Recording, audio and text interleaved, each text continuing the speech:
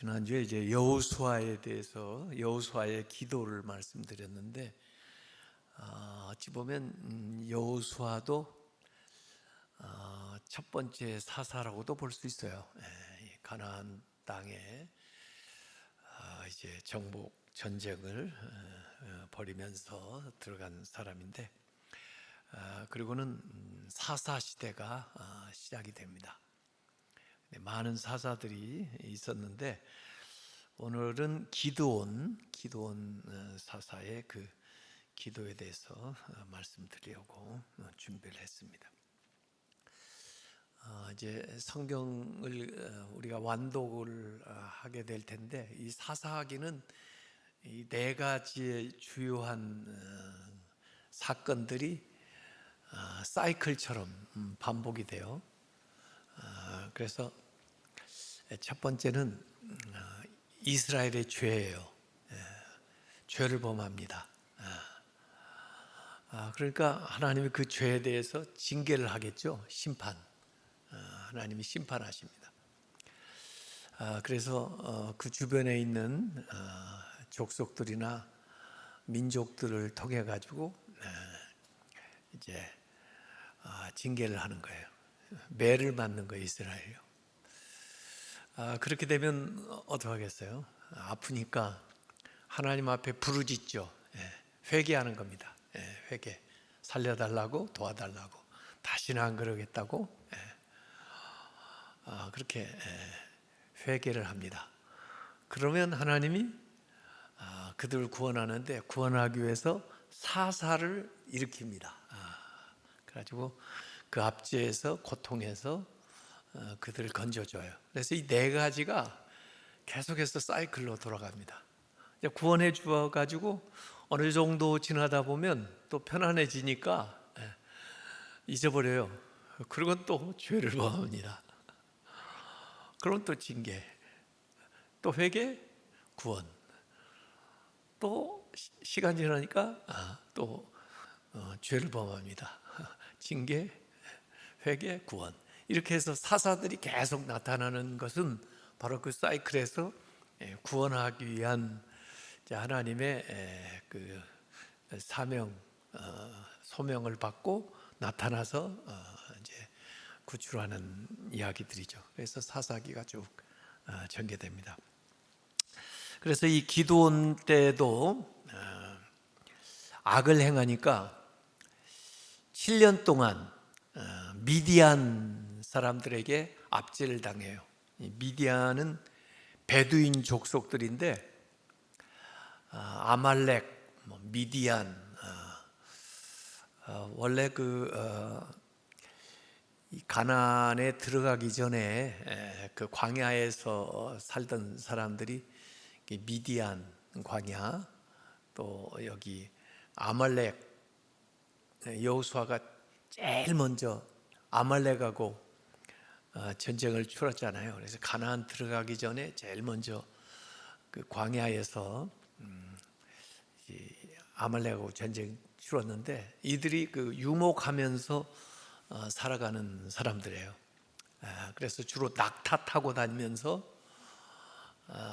그 노략을 하는데, 오늘 성경에 보니까 메뚜기 떼처럼 많았다.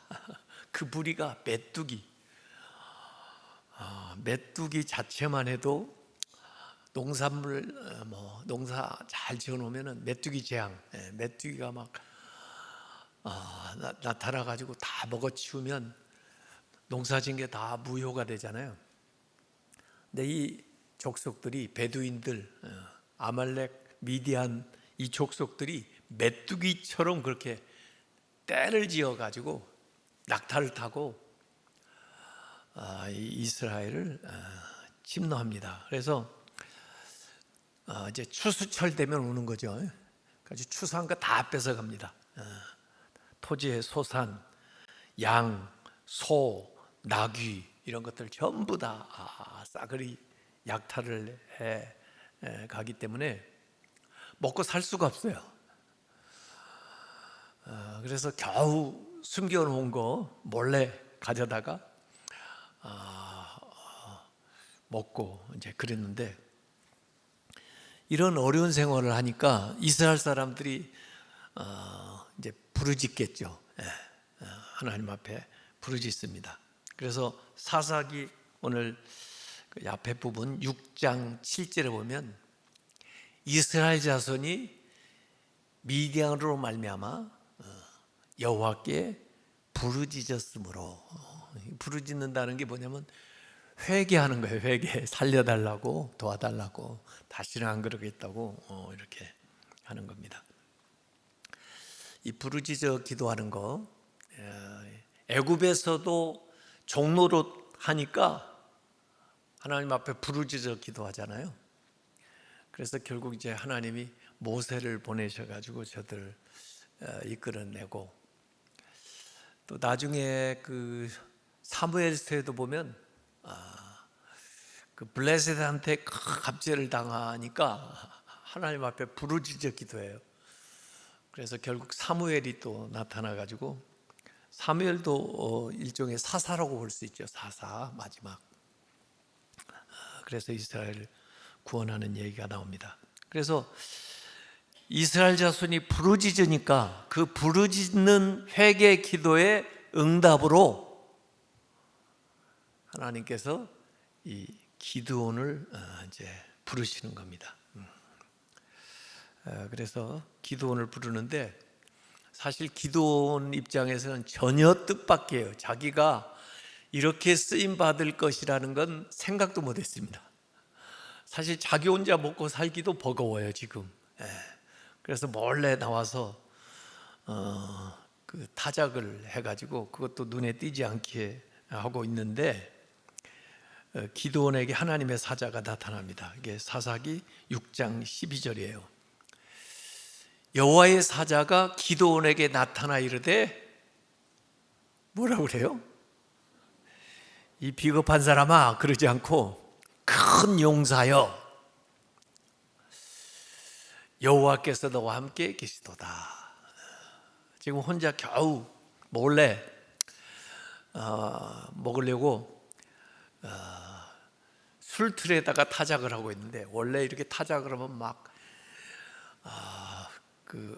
밖에서 뭐 겨가 날리거나 뭐 이러면은 금방 눈에 띌 거 아니에요. 그래서 술틀에다가 몰래 이렇게 타작을 하고 있는데, 근용사여 그러니까 얼마나 깜짝 놀랐을까요?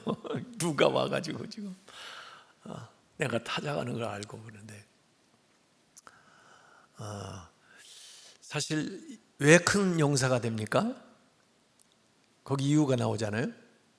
하나님이 함께 하니까. 그렇죠? 큰 용사야 여호와께서도 함께 하시도다. 우리에게는 다 큰 용사가 될 수 있는 잠재력, 가능성이 있습니다. 하나님이 함께 하시면 큰 용사가 되는 겁니다. 더구나 하나님은 우리를 찾아오실 때 이렇게 가능성을 보고 부르세요. 그래서 이걸 뭐라고 하냐면 잠재태라고 그래요. 잠재되어 있지만 아직 현실태로 바꿔지지 않아서 그렇지, 잠재되어 있는 것을 보고 하나님은 보실 수 있죠. 얼마든지 우리의 잠재 능력을 나도 몰라도, 부모도 몰라도 하나님 얼마든지 보실 수가 있죠. 그래서 하나님은 앞으로 내가 할 일을 보고 미리 큰 용사여 이렇게 불러주는 건데, 이 잠재력이 현실태로 이렇게 불러내가지고 나타나려면 뭐가 필요한지 아세요? 기도가 필요합니다. 기도. 기도가 이걸 이끌어내는 거예요. 내 안에 있는 것을 이끌어냅니다. 여러분이 기도하기 전하고 기도하고부터 한번 생각을 해보세요. 저도 가만히 과거를 돌아보면, 와, 시골에서 그렇게 살았을까? 아무것도 가진 것도 없었는데 뭘 하겠다는 그런 꿈도 없었는데, 사실 그런 능력도 없었는데 어떻게 여기까지 나왔는지 모르겠습니다. 저도 이해가 안 돼요. 그런데 딱 한 가지, 기도했다는 겁니다. 기도. 계속 정말 주님을 알고부터, 믿고부터 사람이 더 많이 변하기 시작했는데, 주님을 알고 나서부터 이제 기도하는 겁니다. 학생 때도 많이 기도했어요. 그냥 그때 중등부, 고등부 생활할 때도 기도를 많이 했어요.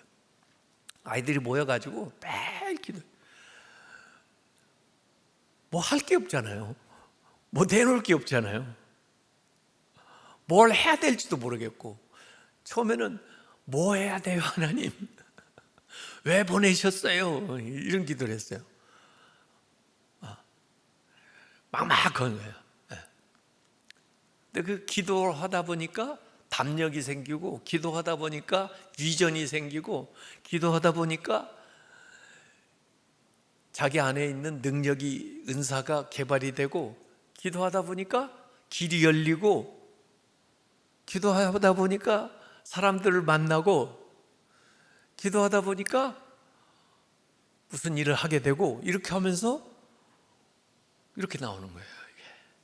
그러니까 잠재적인 것이 현실태로 발현되려면 기도가 필요한 거예요. 기도의 길을 따라서 계속 나가면서 이전에 생각지도 못했던 일들이 막 펼쳐집니다. 준비한 대로 산 게 아니에요. 능력대로 산 게 아니에요. 기도한 대로 사는 거예요. 기도하는 대로 하나님이 역사하시고 길을 열어주시는 거예요. 그래서 기도는 대담한 행동이다. 세상에 어떤 뭐 용감한 것도 다 필요하지만은 기도는 담대한 행동이다. 기도예요.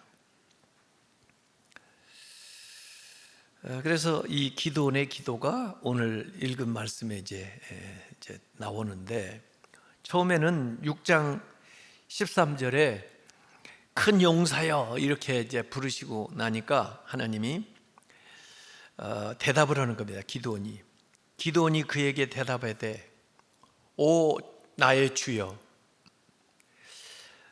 여기 계속 질문하는 거예요.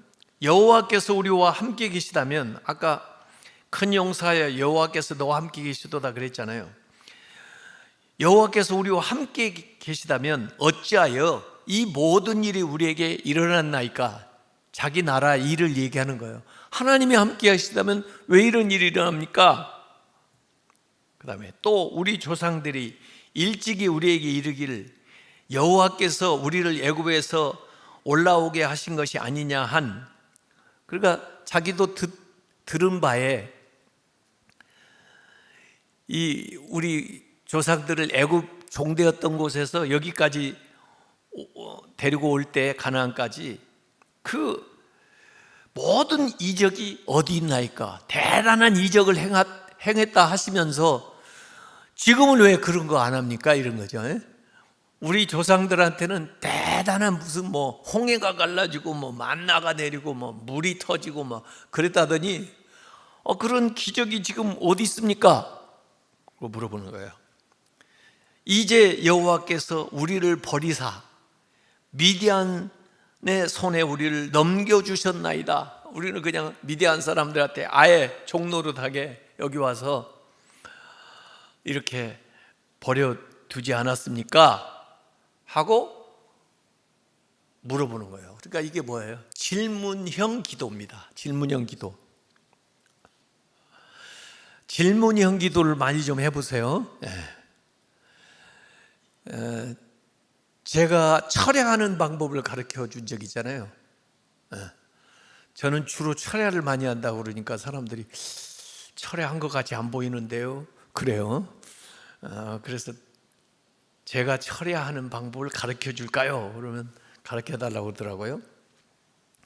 제가 철야하는 방법은 자기 전에 밤에 이제 기도하는데 질문형 기도를 하는 겁니다. 이런 식으로 기도원처럼 하나님 어떻게 해야 돼요? 또 무슨 성경을 읽고 궁금한 게 있으면 하나님 왜 그래요? 좀 알려주세요. 이렇게 질문형 기도를 해요. 질문형 기도를 하고 나면 이제 그 다음에 누가 답변을 해야 돼요? 하나님이 답변을 해야 되죠. 그러니까 조용히 잠잠히 그 답변을 기다리고 있으면 되는 거예요. 모르겠어요? 그렇게 해서 자다 보면 하나님이 도중에 말씀을 하실 때가 있어요. 그때는 기도 중이니까 지금 기도하는 중이잖아요. 잠시 깨가지고 그때 주는 생각들을 메모를 이렇게 해놓습니다. 어제도 저 한 2시쯤 하나님이 여러 가지 몇 가지 말씀을 해주셔가지고 제가 메모를 쭉 해놨어요. 대체로는 아침 새벽에 일어나면 생각을 줍니다. 이렇게. 예. 그래서 그게 철야하는 거예요. 철야하는 거 쉽죠? 그래서 여러분 말로만 다 기도를 채우려고 하지 말고 저녁에는 질문형 기도를 해봐요. 질문형 기도하고 잠잠히 기다리는 거예요. 그러면 철야가 되는 거예요. 그런데 하나님이 진짜 새로운 생각을 주신다니까요. 네. 또 그 질문한 것에 대한 답을 주신다니까요. 네. 그렇게 해서 이제 나아가는 건데 여기 이제 기도원이 질문형 기도를 하는 거예요. 그러면서 일종의 탄원하는 거죠. 하나님 왜 그렇습니까? 하나님이 계신다면 왜 이런 일이 일어납니까? 그런 거고 이제 하나님은 이전 같은 기적 행하시지 못하는 겁니까? 뭐 이런 거고 또 왜 여기 와서 우리가 이렇게 미디안 사람들한테 괴로움을 받아야 됩니까? 하면서 자기의 그 감정이 실려 있는 그런 솔직한 기도, 진짜 하나님 만나면 언제 한번 물어보고 싶다 생각했던 것을 이번 만난 길에 다 털어하는 거예요. 그러니까 원래부터 아마 그런 의문이 기도원한테 있었던 것 같아요. 이게 일종의 탄원 기도입니다. 시편에도 이런 기도가 많이 나와요. 어찌하여 그러면서 이런 기도가 나옵니다.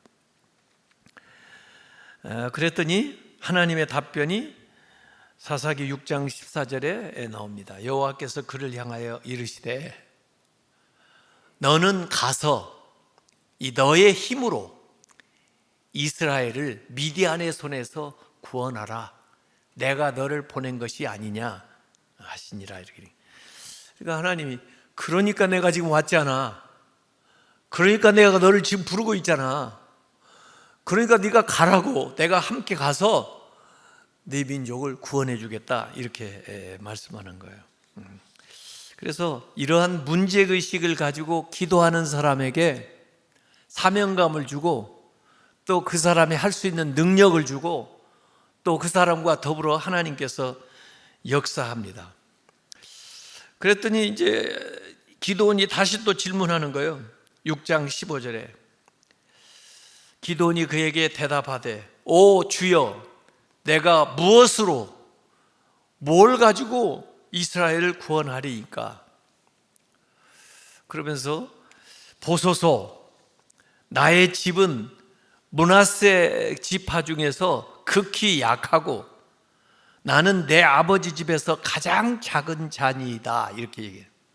그러니까 므낫세 지파도 뭐 그렇게 대단한 지파가 아닌데 그 중에서 이제 이 기도는 아비에셀 집안에 속한 아들인데 그 아들 가운데에서도 아마 장자도 되지 못하고 또 주목받지 못하는 그런 아들이었던 것 같아요.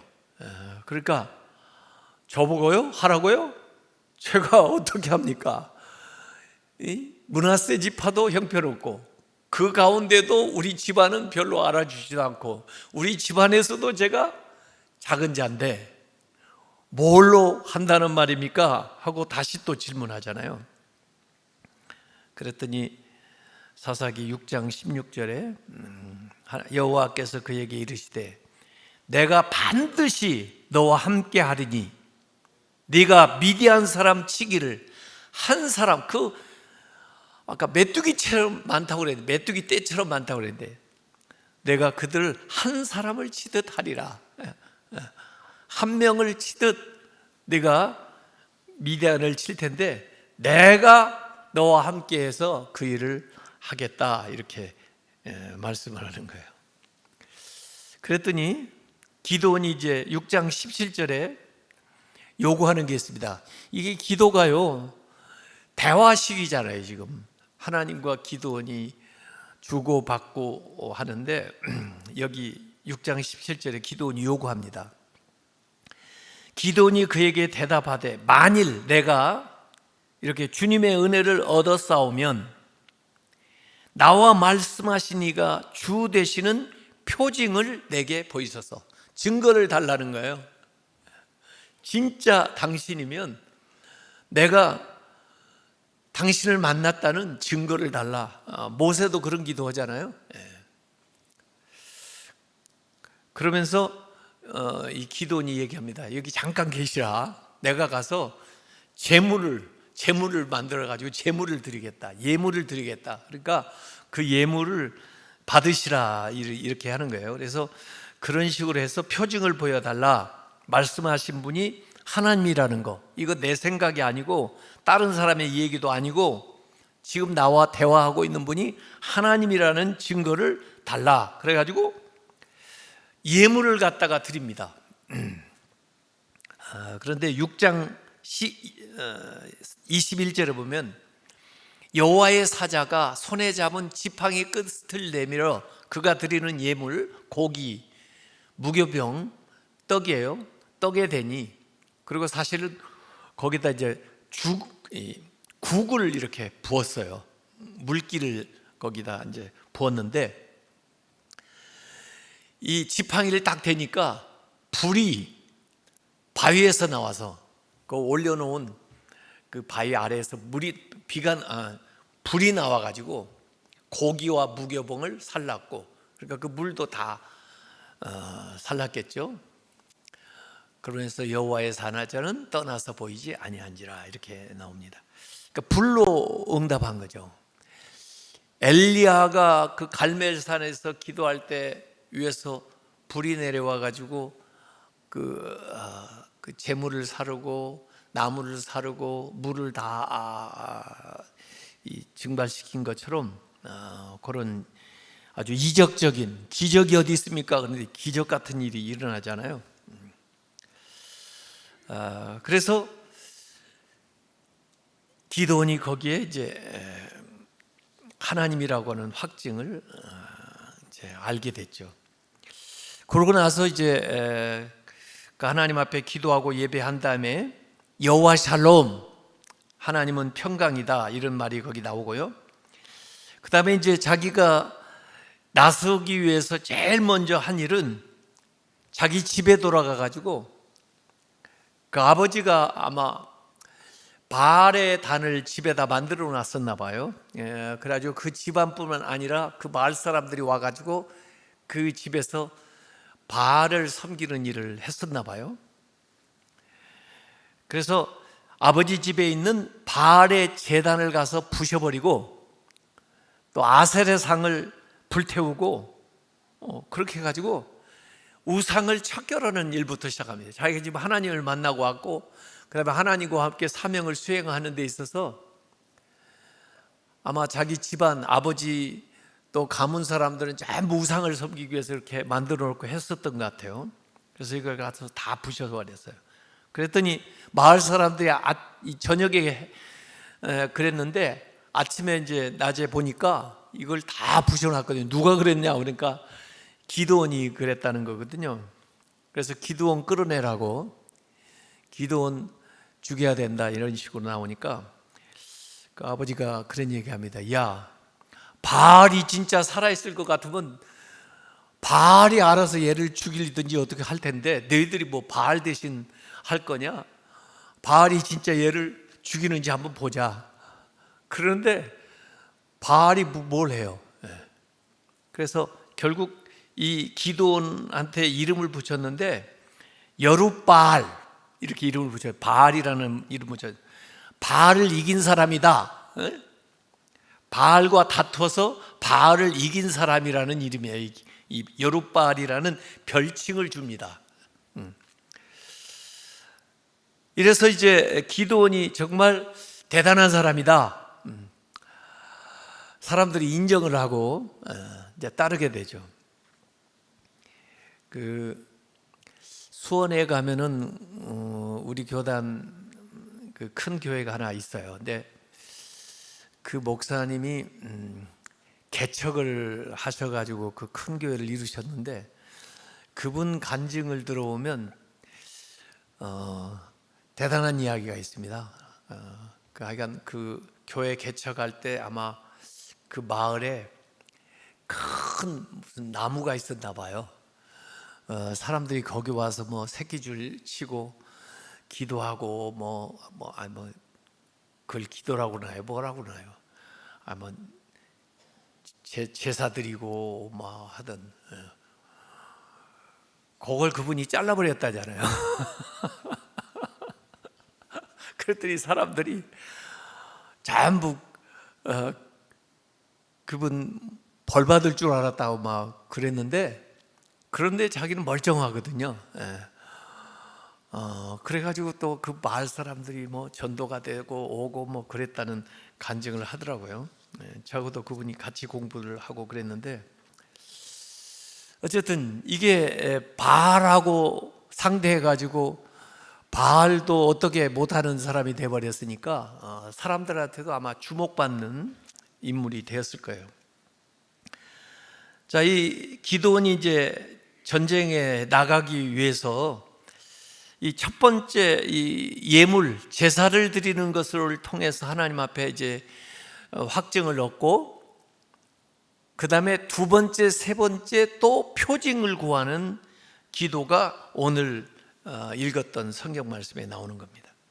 그래서 사사기 6장 36절 37절에 보면 기드온이 하나님께 여쭈되 주께서 이미 말씀하신 것 같이 내 손으로 이스라엘을 구원하시려거든 보소서 내가 양털 한 뭉치를 타작 마당에 두리니 만일 이슬이 양털에만 있고 주변 땅은 마르면 주께서 이미 말씀하신 같이 내 손으로 이스라엘을 구원하실 줄을 내가 알겠나이다 하였더니 그러니까 만약에 비가 오든지 하여간 이슬이 와서 내리면 뭐 양털에도 이슬이 있을 거고 물이 있을 거고 바닥에도 물이 있을 거 아니에요.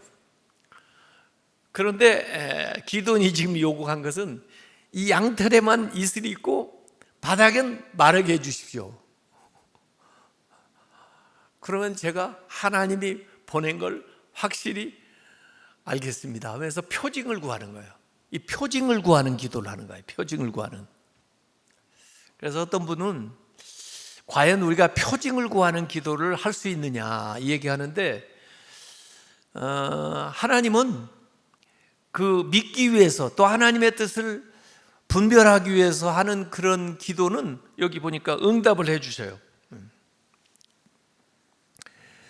그래서 어떤 분들은 양털을 놓지 마라 그러는데 필요하면은 하나님 앞에 더 확신을 얻기 위해서 그런 기도도 할 수가 있고 하나님은 또 그 수준에 맞게 응답을 해 주십니다. 왜? 하나님께서 그를 통해서 일하기를 원하시기 때문에.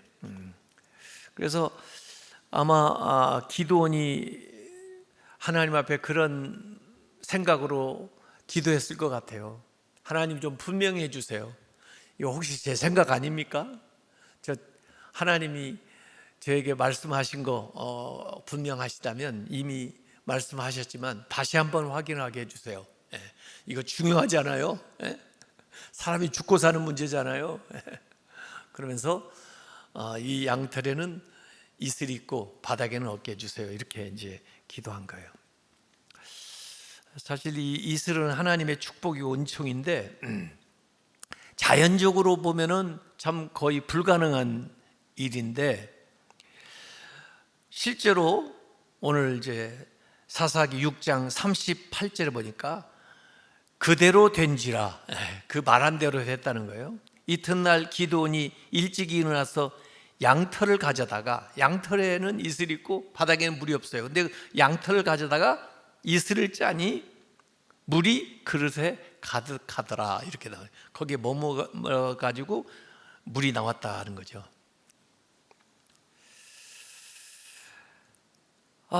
그걸로 끝내지 않고 다시 요구합니다.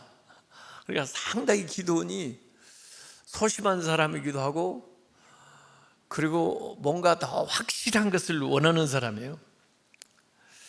그래서 사사기 오늘 6장 39절에 보면 기도원이 또 하나님께 여쭈되 주여 내게 노하지 마옵소서. 자꾸 제가 이런 얘기 한다고 저한테 화내지 마세요, 이런 거죠.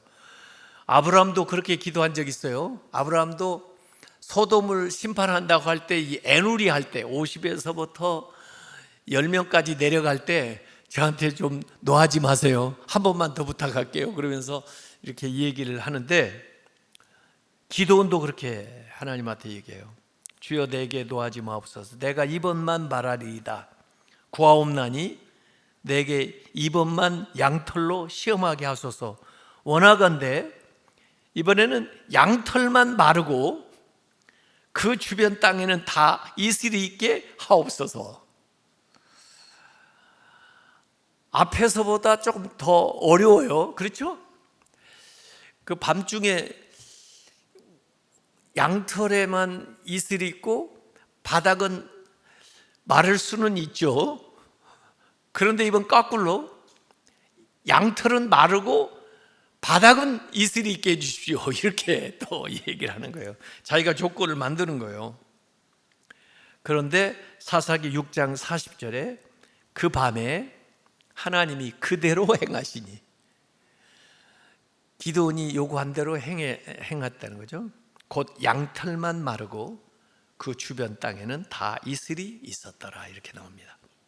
그러니까 모세도 하나님 앞에 여러 가지로 요구하면서 확인하고 나가듯이 이 기드온도 하나님 앞에 여러 가지로 기도하면서 더 분명한 표징을 구하는 기도를 하게 돼요.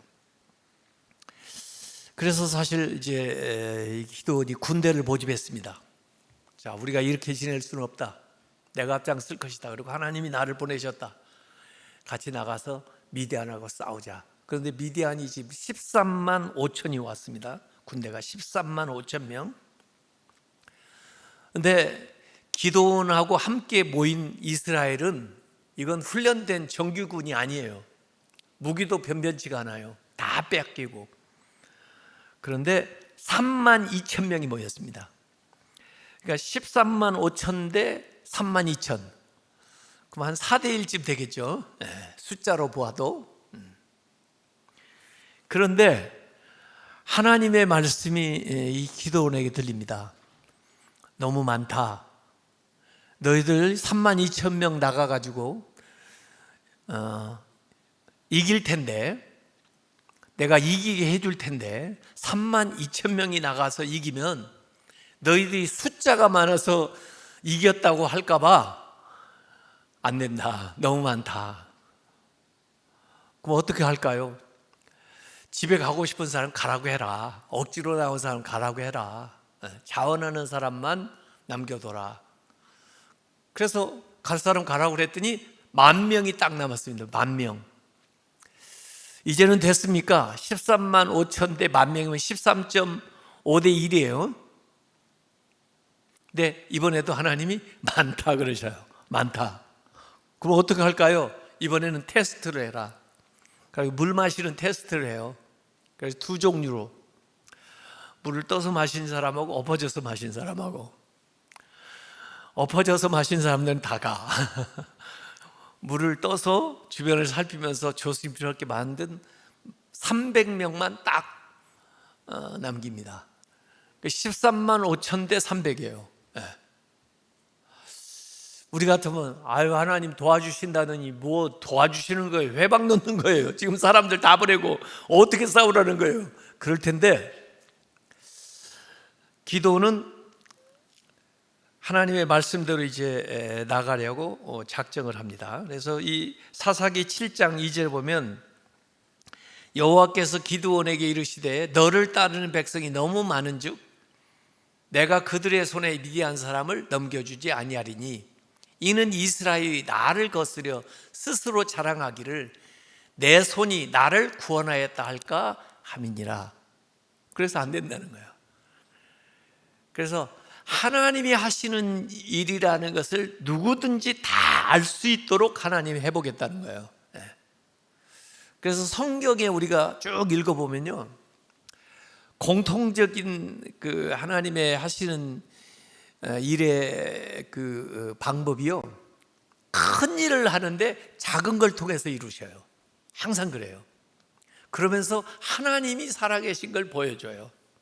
오병이어의 이적을 한번 보세요. 큰 일을 하는데 사람 숫자로도 세지 않았던 아이, 또 그 아이가 가지고 있던 그 도시락 1인분도 어른한테는 안 될 텐데 그걸 가지고 5천 명, 10,000명을 다 먹이고도 12광주에 남아요. 그래서 이것은 누가 봐도 하나님이 하신 일이다 하는 걸 가르쳐 주는 거죠.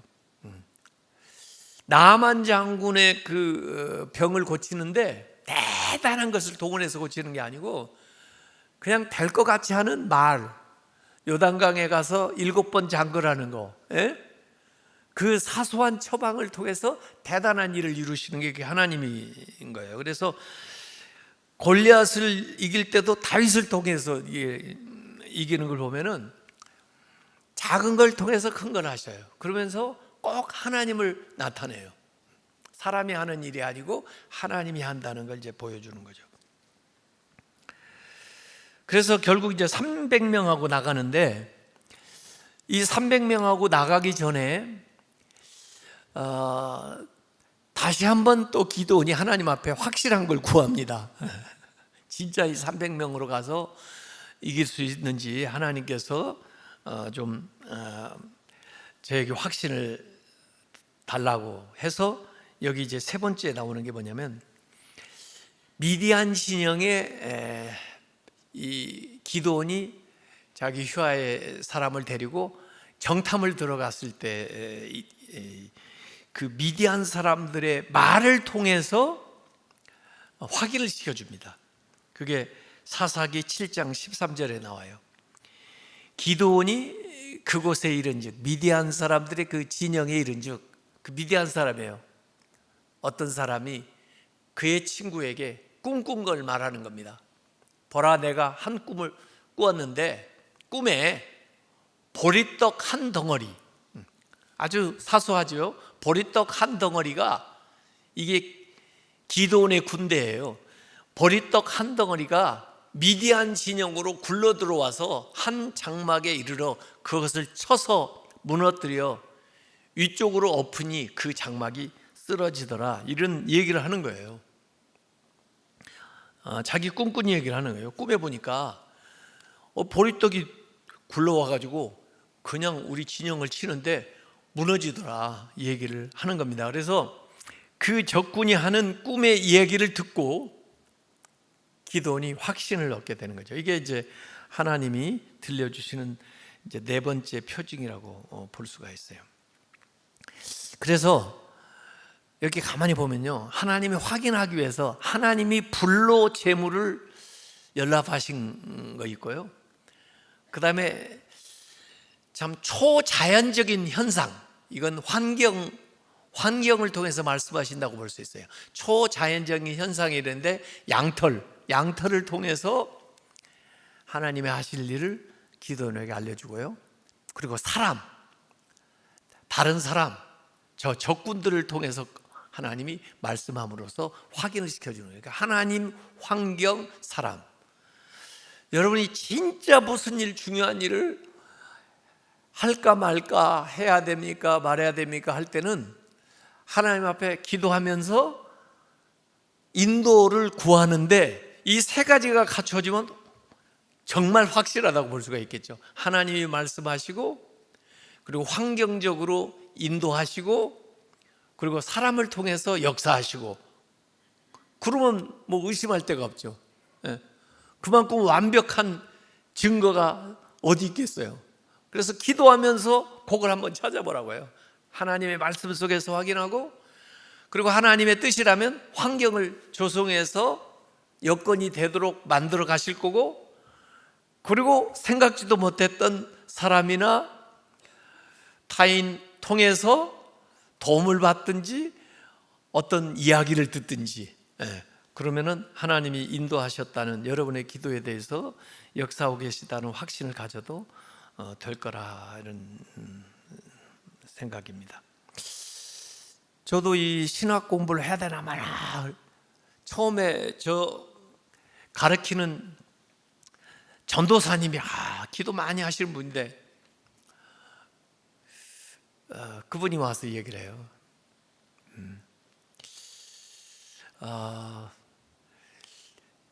그분이 지금 어디서 목회하는지 모르겠네요.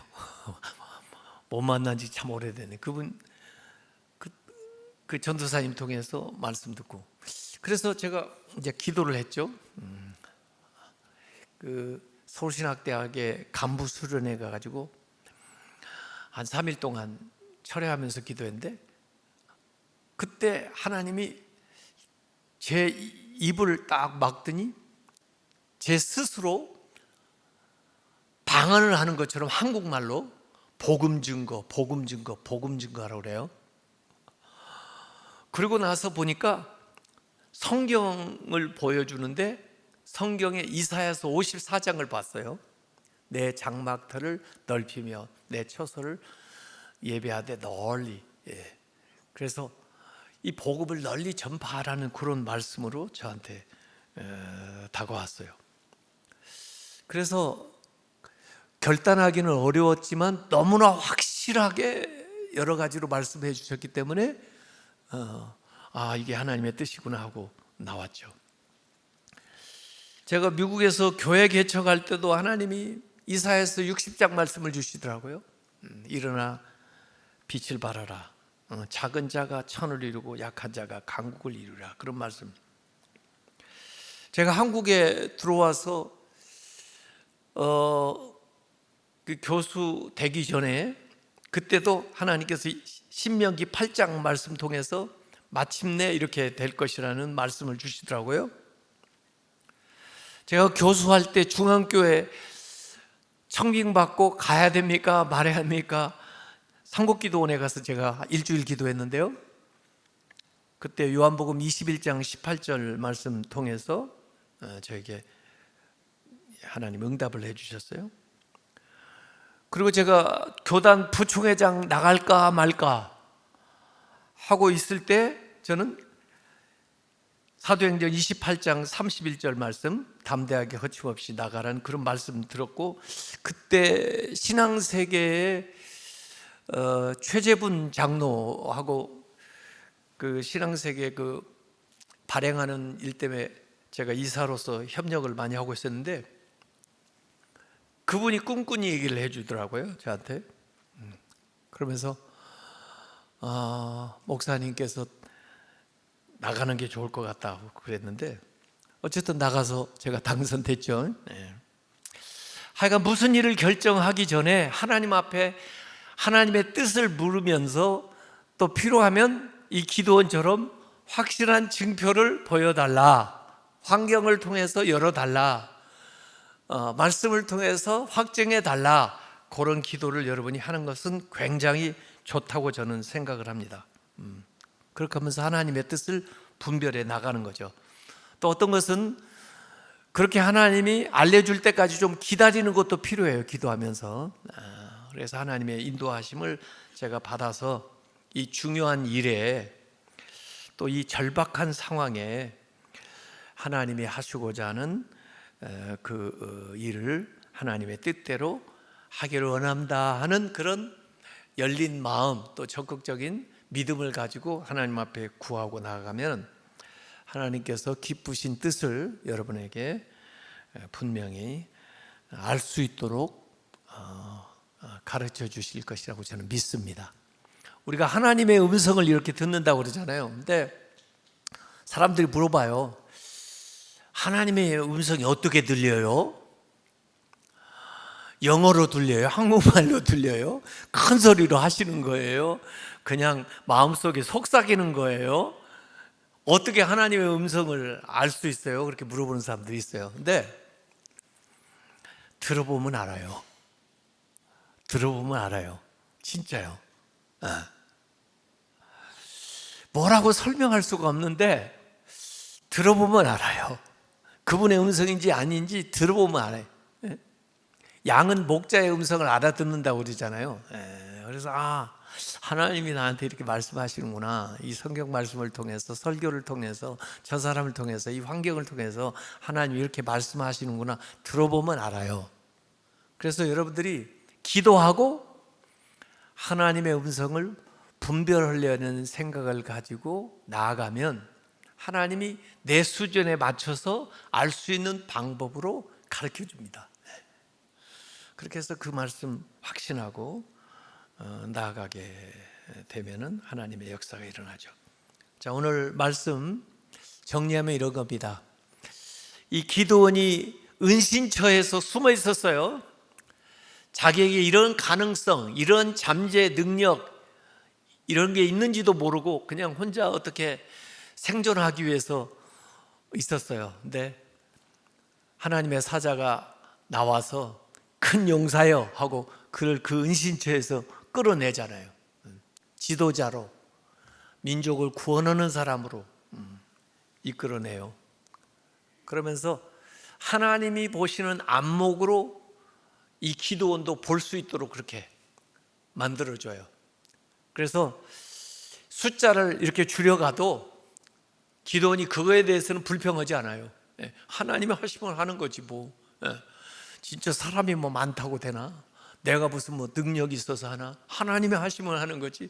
그래서 하나님한테 자꾸 표징을 보여달라고 나가는 거예요. 그래서 자기 안에 있었던 잠자고 있던 거인을 깨워내가지고 민족을 구하는 위대한 일들을 하게 된 것을 오늘 이 말씀 속에서 봤습니다. 그래서 오늘 하나님 앞에 우리가 질문하는 그런 기도도 좀 계속 해보시고요.